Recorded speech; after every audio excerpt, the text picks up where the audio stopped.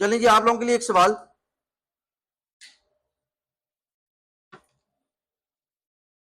How many employees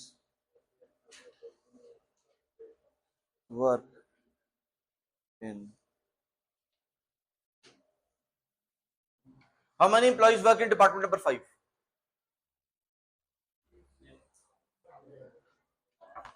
alright ji, so कर लिया आप लोगों ने ये सवाल? आसान सवाल है, ठीक है। तो इसका जवाब क्या होगा? 4 होगा जवाब।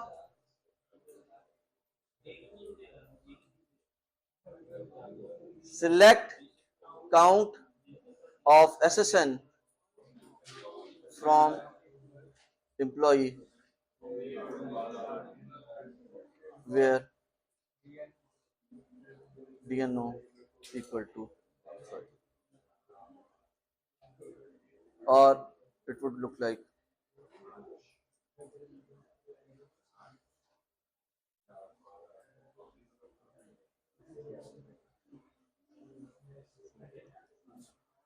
ऑलराइट जी।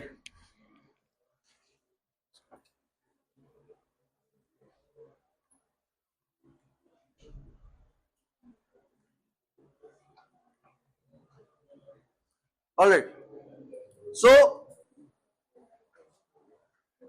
अब अगर मैं आपसे कहूं कि मेरे पास डिपार्टमेंट नंबर 1 है, डिपार्टमेंट नंबर 3 है, डिपार्टमेंट नंबर 4 है, और उस्मान के पास मोबाइल है,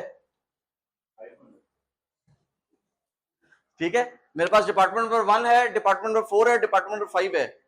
हर डिपार्टमेंट के एम्प्लॉइज के बारे में बताओ कि हर डिपार्टमेंट में कितने कितने एम्प्लॉइज हैं। हर डिपार्टमेंट में कितने कितने एम्प्लॉइज हैं, ठीक है। So how would you write this query? How would you write this statement कि मेरे पास जो डिपार्टमेंट्स हैं उन डिपार्टमेंट में बताओ कितने कितने एम्प्लॉइज हैं, ठीक है। अभी हमने थोड़ी देर पहले डिस्कस किया था कि हमारे पास फुल आउटर ज्वाइन नहीं होता, तो हम क्या कर सकते हैं, यूनियन को यूज करके लेफ्ट आउटर ज्वाइन और राइट आउटर ज्वाइन को मर्ज कर सकते हैं। तो यहां पे भी हम क्या कर सकते हैं कि हम यूनियन लगा सकते हैं। डिपार्टमेंट नंबर 1 के एम्प्लॉइज काउंट करो, डिपार्टमेंट नंबर 4 के एम्प्लॉइज काउंट करो, डिपार्टमेंट नंबर 5 के एम्प्लॉइज काउंट कर लो, ठीक है। हम यूनियन लगा सकते हैं। So we can say that सवाल है how many employees in each department, और मुझे ये पता है कि मेरे पास डिपार्टमेंट नंबर 1 है, डिपार्टमेंट नंबर 4 है और डिपार्टमेंट नंबर 5 है।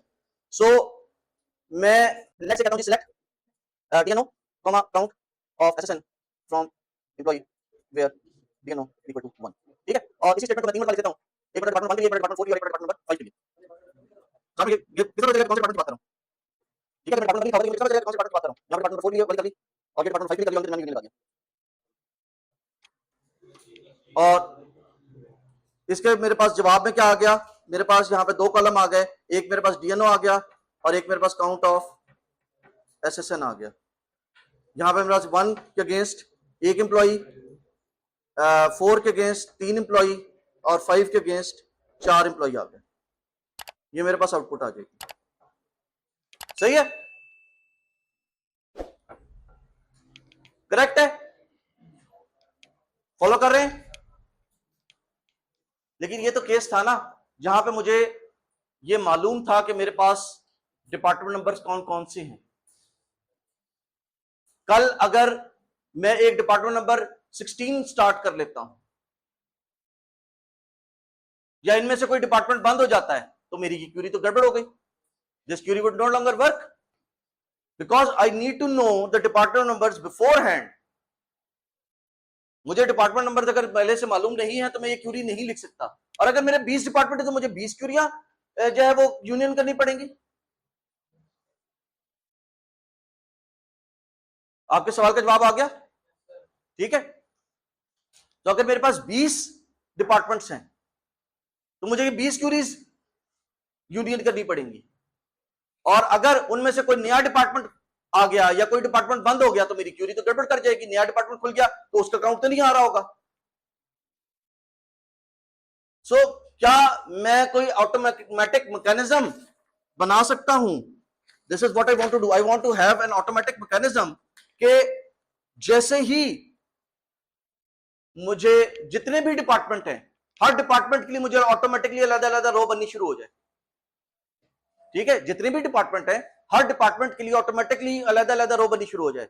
अगर डिपार्टमेंट नंबर 3 की बात हो रही है, लेट्स से डिपार्टमेंट नंबर 4 की बात हो रही है, तो अगर डिपार्टमेंट नंबर 4 आपने पहले नहीं देखा तो ऑटोमेटिकली डिपार्टमेंट नंबर 4 के लिए एक रो बन जाए, और अगर डिपार्टमेंट नंबर 4 आप पहले देख चुके हैं तो उसी रो के अंदर डेटा ऐड हो जाए, उसी रो के काउंट के अंदर डेटा ऐड हो जाए। ठीक है, this is what I want to do.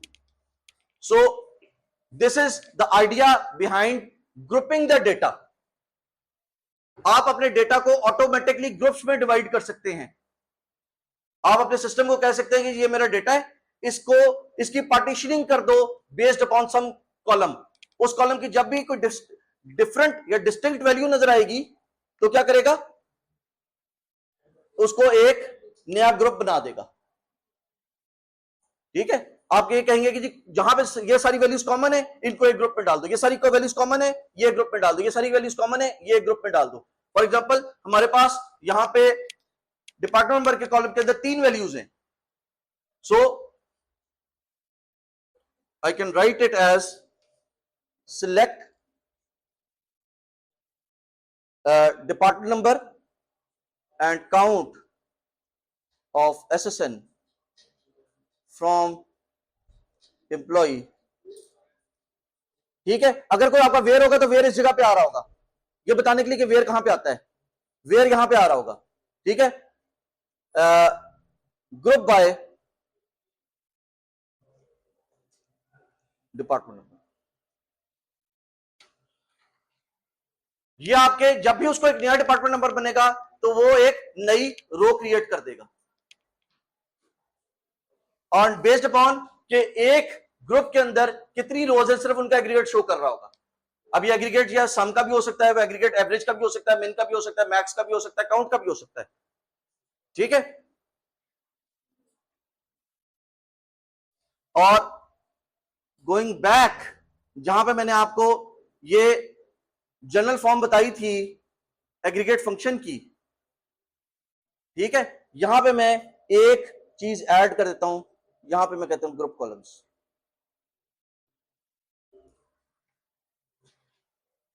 जहां पे मैंने आपको ये जनरल फॉर्म बताई थी, ये जनरल फॉर्म बताई थी ना आपको कि एग्रीगेट फंक्शन की जनरल फॉर्म क्या होती है, तो उसके अंदर मैंने एक छोटी सी चीज ऐड कर दी है,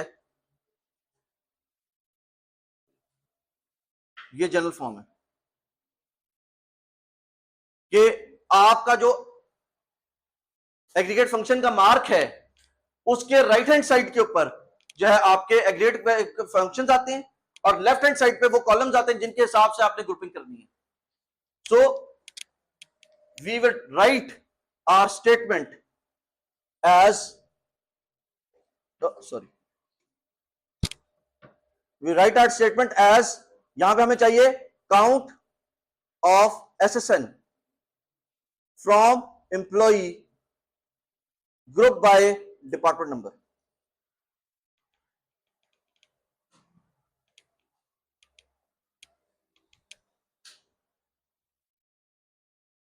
ठीक है, count of employees from count of SSN from employees group by department number. अगर कोई वेयर आ रहा होगा तो वेयर ऑब्वियसली इसके साथ अंदर एसोसिएटेड होगा।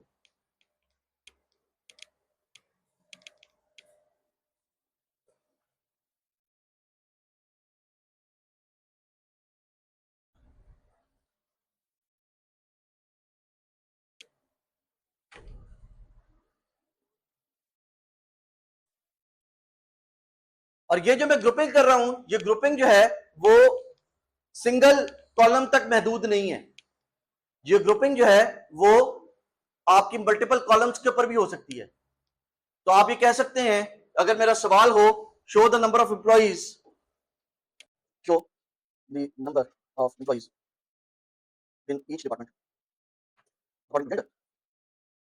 ठीक है, show the number of employees in each department according to gender. So you want something like कि आपके पास यहां पे डिपार्टमेंट नंबर हो, यहां पे आपके पास सेक्स का कॉलम हो, और यहां पे आपके पास काउंट हो, COU काउंट ऑफ एसएसएन हो। और यहां पे डिपार्टमेंट नंबर 1 के अंदर मेल एम्प्लॉय एक, डिपार्टमेंट नंबर 1 में फीमेल एम्प्लॉय कोई नहीं है, डिपार्टमेंट नंबर 2 एग्जिस्ट नहीं करता, डिपार्टमेंट नंबर 3 एग्जिस्ट नहीं करता, डिपार्टमेंट नंबर 4 के अंदर फीमेल एम्प्लॉइज 2, डिपार्टमेंट नंबर 4 के अंदर female employee male employees 1, department number 5 के अंदर मेल एम्प्लॉय 3, डिपार्टमेंट नंबर 5 के अंदर फीमेल एम्प्लॉइज 1।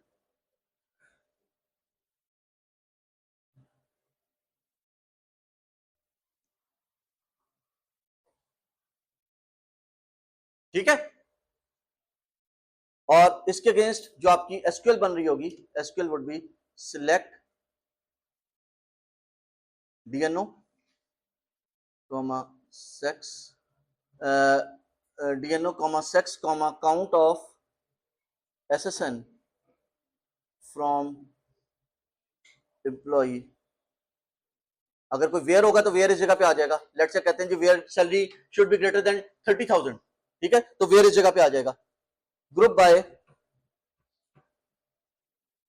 यहां पे मैं ये लगा देता हूं कि वेयर इस जगह पे है, ऑप्शनल है इस वजह से मैंने ब्रैकेट में।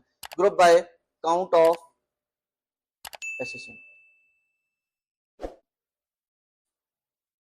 अगर कोई वेयर की कंडीशन नहीं होगी तो ये वाला पोर्शन आपका स्किप हो जाएगा, लेकिन वेयर इस जगह पे आ सकता है, वेयर इसके अलावा और कहीं नहीं आ सकता। Where has to come between from वाले पोर्शन और ग्रुप बाय वाले पोर्शन। फ्रॉम और ग्रुप बाय के दरमियान में वेयर आना है, इसके अलावा वेयर नहीं आ सकता। जी group by count of SSN, sorry group by, sorry thank you, group by count of SSN नहीं है, sorry thank you. Group by DNO and sex है, डीएनओ कॉमा सेक्स, वो लिखते हुए गड़बड़ कर दी मैंने, ठीक है। और इसकी जो आरए बनेगी that would look like group by DNO and sex, find out count of SSN from employ.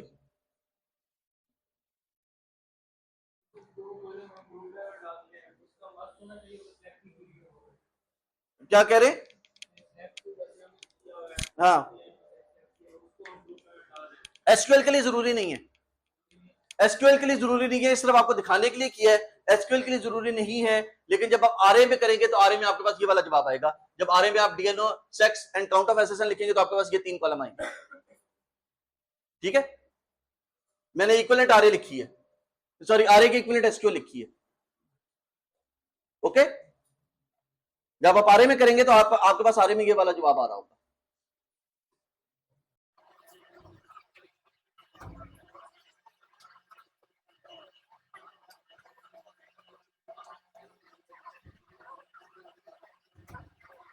अगर ठीक है, देखिए मैंने कहा इसको कि select country city and count of customer ID from customers group by country and city, कि हर customer हर country और उस कंट्री की हर सिटी के अगेंस्ट मुझे ये बताओ कि मेरे कितने कस्टमर्स उस कंट्री और सिटी कॉम्बिनेशन में एग्जिस्ट करते हैं, ठीक है। अगर मैं पहले देखें, पहले सिर्फ ये कर रहा था, अगर मैं यहां पे सिटी ना लिखता, यहां पे सिटी ना लिखूं मैं, तो मुझे ये पता चल रहा है कि हर कंट्री के अंदर कितने कस्टमर्स हैं। फॉर एग्जांपल अर्जेंटीना में 3 है, ऑस्ट्रिया में 2 है, बेल्जियम में 2 है, ब्राजील में 9 है, फ्रांस में 11 है, ठीक है। लेकिन अगर मैं कहूं कि जी मुझे कंट्री के साथ सिटी की इंफॉर्मेशन भी चाहिए,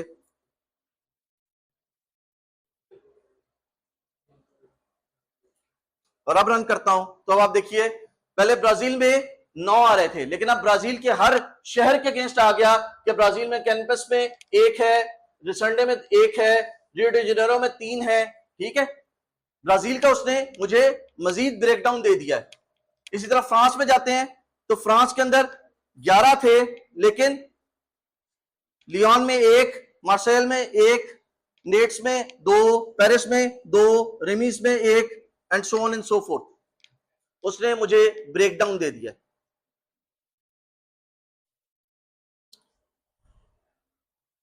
और इसके ऊपर अगर मैंने इसको लेट्स से सिटी के नाम के इसको मैंने देख रहा हूं कि कौन सी कंट्री जो है, कौन सा कॉम्बिनेशन जो उसमें सबसे ज्यादा एम्प्लॉइज हैं, तो मैं यहां पे इसको ऑर्डर बाय कर देता हूं, order by count of customer ID.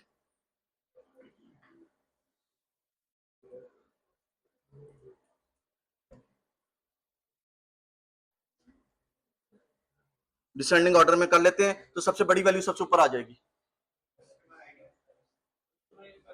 CUS।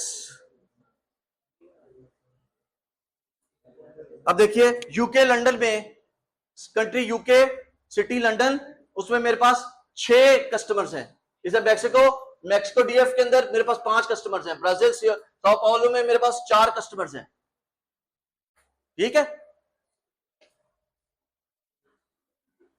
और अगर इसके अंदर मैंने आपको कोई वेयर की कंडीशन लगानी है, ठीक है, वेयर की कंडीशन लगानी है, तो वेयर की कंडीशन कहां पे आएगी, यहां पे आएगी। वेयर लेट्स से मैं कहता हूं जी country is not equal to Germany, country is not equal to, अभी देखिए यहां पे जर्मनी आ रहा है, यहां पे देखिए जर्मनी आ रहा है, जर्मनी आ रहा है, ठीक है, फ्रांस के बगैर जर्मनी आ रहा है। अब मैं इसको रन एसक्यूएल करता हूं। अब देखिए मेरे पास रिकॉर्ड जो है वो अब जर्मनी के रिकॉर्ड कोई नहीं आएंगे, ठीक है, या सबसे ऊपर यहां पे टॉप पे यूके था, मैं यूके खत्म कर देता हूं, मैं यूके के रिकॉर्ड्स खत्म कर देता हूं। तो अब देखिए यूके के रिकॉर्ड्स खत्म हो गए।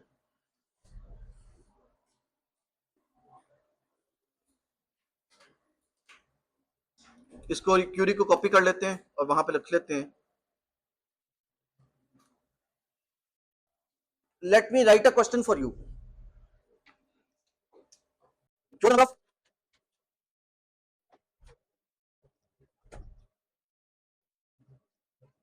मेल बॉयज इन डिपार्टमेंट, जो number of male boys in each department, जी सो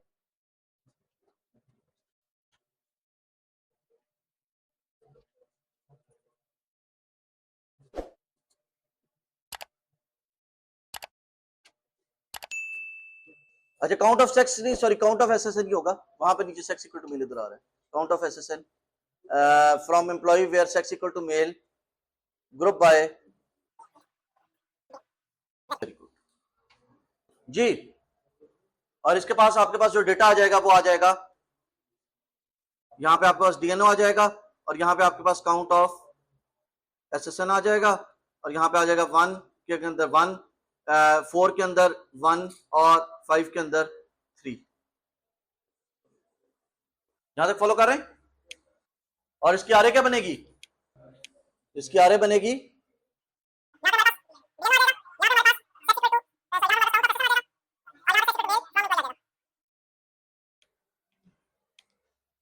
यहां तक करेक्ट है? यहां तक कोई सवाल?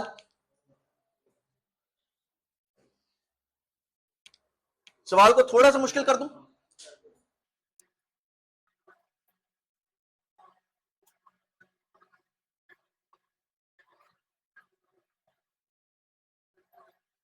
Show the names of the departments along with the number of male employees in that department. Show the names of the department along with the number of male employees in that department. जी sir, क्यों पकड़ लिया? Department का नाम कहां से पता चलेगा? डिपार्टमेंट के टेबल से। और किसी डिपार्टमेंट में मेल एम्प्लॉइज कितने हैं, ये कहां से पता चलेगा? कौन कौन से हैं, ये कह लें कि मेल एम्प्लॉइज कौन कौन से, ये कहां से पता चलेगा? एम्प्लॉय के टेबल से। तो अगर मैं आपसे कहूं कि जी मुझे डिपार्टमेंट का नाम और उस डिपार्टमेंट में काम करने वाले मेल एम्प्लॉइज का नाम निकाल दो, तो क्या होगा? क्या करेंगे आप? ज्वाइन करेंगे, सिंपल ज्वाइन करेंगे। अगर मैं आपसे कहूं कि मुझे डिपार्टमेंट का नाम और उस डिपार्टमेंट में काम करने वाले मेल एम्प्लॉइज का नाम डिस्प्ले कर दो, तो क्या करेंगे आप? ज्वाइन करेंगे। अगर मैं कहूं जी डिपार्टमेंट का नाम और डिपार्टमेंट में काम करने वाले मेल एम्प्लॉइज के आईडी डिस्प्ले कर दो, तो क्या करेंगे? फिर भी ज्वाइन करेंगे।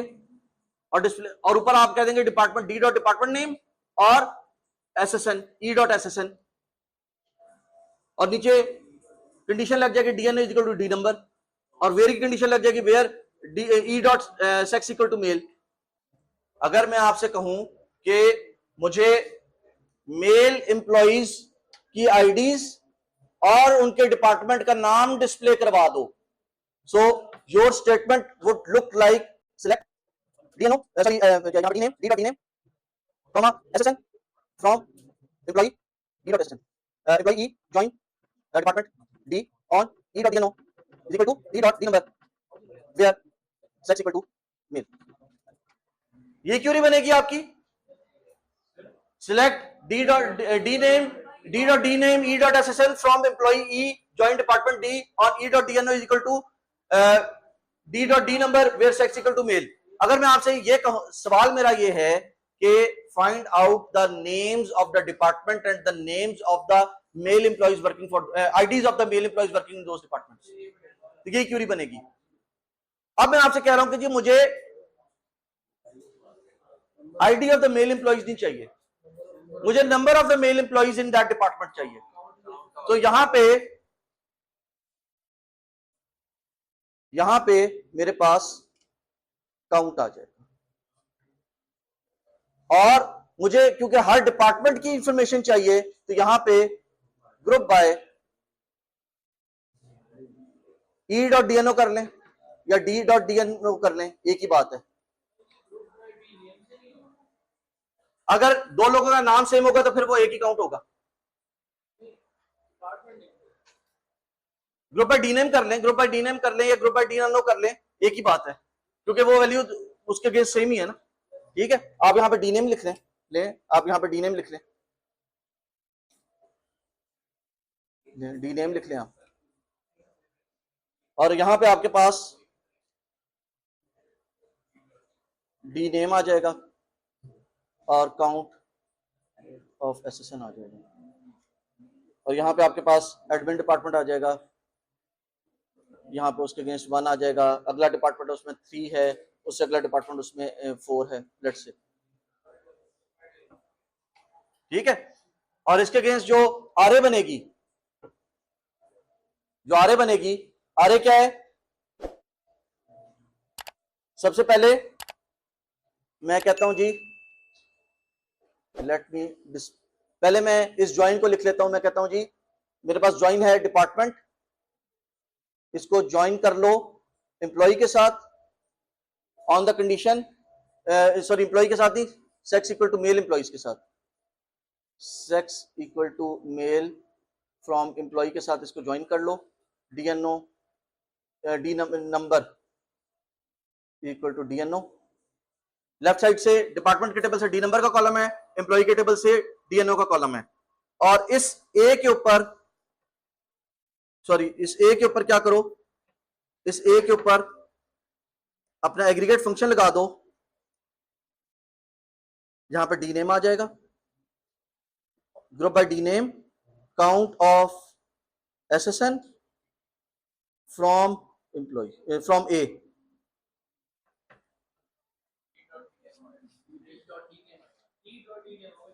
E dot dname लिखा था, सॉरी, थैंक यू.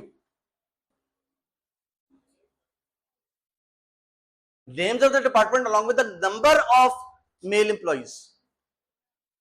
अगर मैंने यहां पे IDs of the male employees लिखा होता ना तो फिर मेरा यहां पे स्टेटमेंट खत्म हो जाती, फिर मुझे ये ग्रुप बाय करने की जरूरत नहीं थी, काउंट ऑफ एसएसएन नहीं लगना था, सिंपल एसएसएन लगना था.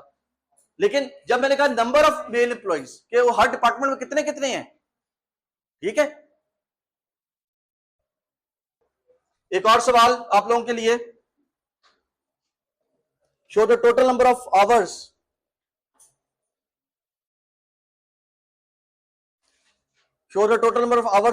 spent by each male employee on projects from Houston. Show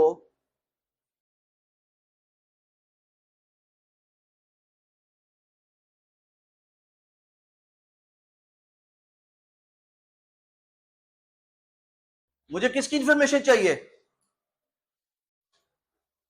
mail employees की इंफॉर्मेशन चाहिए. ठीक है, मेल एम्प्लॉइज की इंफॉर्मेशन मुझे कहां से मिलेगी? एम्प्लॉय के टेबल से. मुझे टाइम स्पेंट या नंबर ऑफ आवर्स स्पेंट की ऑन प्रोजेक्ट्स की इंफॉर्मेशन चाहिए, वो कहां से मिलेगी?